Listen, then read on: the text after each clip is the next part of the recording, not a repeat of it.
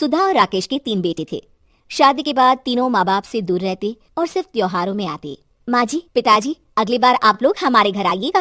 अरे नहीं बहू, सब यही आ जाते हैं तो घर खिला खिला लगता है। हाँ बहू, तू हमेशा बुलाती है तो जरूर आएंगे तेरे पास भी। हाँ हाँ, दीदी का घर बड़ा जो है, सब कुछ अपनी शादी के बाद दीदी को ही तो दे दिया था। हमें भी दिया होता तो हम भी बड़ा घर लेते। क्यों सुनील? अरे नहीं नहीं, पापा ने सबको एक बराबर ही दिया है। छोटी बहू, क्या चाहिए तुम्हें, बोलो।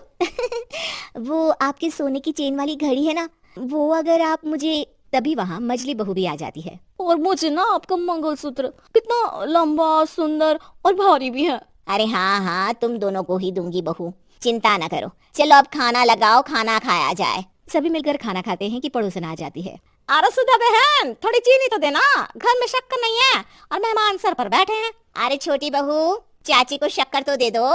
अरे मजली दीदी, आप दे दीजिए ना, मैं यहाँ कम आती हूँ तो मुझे पता ही नहीं है कि सासू माँ सारी चीजें कहाँ रखती है। और तुम मैं कौन सा यहाँ रोज शक्कर फाँकने के लिए आती हूँ, मुझे भी नहीं है पता। तभी बड़ी बहू हाथ में चीनी की कटोरी लेकर आती है। चाची, शक्कर आप लोगों का बड़ा सहारा है माँ जी और पिताजी को, वरना हम लोग तो यहाँ रहते ही नहीं। आप जैसे पड़ोसी हैं तो हम निश्चिंत है। और जीते रहे बहू, आप तो ये घर पड़ोस कम परिवार ज्यादा लगता है। सुधा अपनी बड़ी बहू को देखकर बहुत खुश रहा करती थी। वो उससे अक्सर घंटों बात भी किया करती, लेकिन दोनों दूसरी बहुओं का भी वो समझती थी कि शायद छोटी है, वक्त आने पर संभल जाएंगी। समय आ जाता है जब सभी को वापस जाना होता है। माँ जी, हम लोगों की फ्लाइट पहले है, हमें इजाजत दे। वो सास के गले लगकर चली जाती है। थोड़ी देर बाद छोटी बहू कहती है, माँ जी, मैं ना ये सोफे के कवर और चादरें ले जा रही हूँ, यहाँ तो ऐसी ही पड़ी रहेंगी। हाँ हाँ बहू, ले जा, और कुछ चाहिए तो बोल। और तो चाहिए बहुत कुछ, पर चलिए कोई बात नहीं, अगली बार ले जाऊंगी मैं। ऐसे ही मंजली बहू भी घर का बहुत सारा सामान ले जाती है। सभी के जाने के बाद सुधा राकेश से कहती है, घर कितना सूना लग रहा है ना। हाँ, और खाली भी, तुम्हारी दोनों बहुएं सब बटोर गई।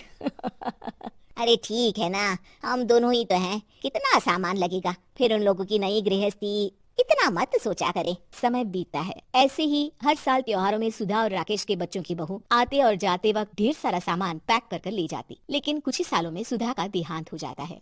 पिताजी, आप यहाँ अकेले क्या करेंगे, हम लोगों के साथ चलिए। अरे नहीं नहीं बहू, इस घर में सुधा की यादें हैं, मैं उसे नहीं छोड़ सकता हूँ। अब तुम लोगों की माँ नहीं रही।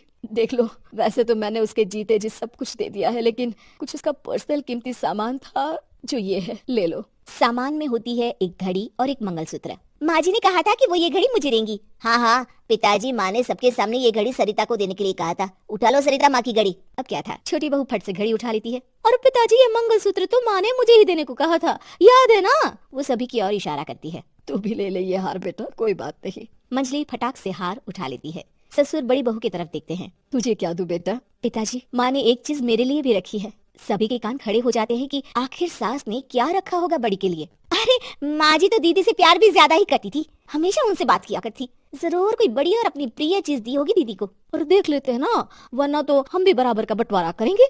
हाँ हाँ, कर लेना बंटवारा। लेकिन बड़ी बहू, बताओ तो सुधा ने क्या रखा है तुम्हारे लिए? अभी तो हम लोग यही हैं पापा जी, जब जाने लगेंगे तो बता दूंगी। बड़ी बहू के मुंह से ये बात सुनकर बाकी दो बहुएं सोचने लगती हैं कि आखिर क्या है जो दीदी को सासू माँ देकर गई हैं। दीदी, ऐसा तो नहीं ना कि पूरे घर का आधा हिस्सा माँ बड़ी भाभी को देकर गई हो? तभी वहाँ ससुर आ जाते हैं। नहीं नहीं, ऐसा कुछ नहीं है। मकान तो तुम तीनों का बराबर से है। देखो, बड़ी बहू से तुम्हारी सास ज्यादा जुड़ी थी, न जाने क्यों घंटों बात किया करती थी। पता नहीं क्या देकर गई है उसे। और ससुर जी, आपको क्या पता, चलाकी से पूरे घर के पेपर में साइन करवा लिए हो, या फिर कोई छुपा गहना। आखिर मकान पूरा तो आपने सासू माँ के नाम ही कर रखा था ना। अब घर में ये सस्पेंस बन जाता है कि आखिर बड़ी बहू क्या लेकर जाएगी। फिर वो दिन भी आ जाता है जब बड़ी बहू के जाने का समय हो जाता है।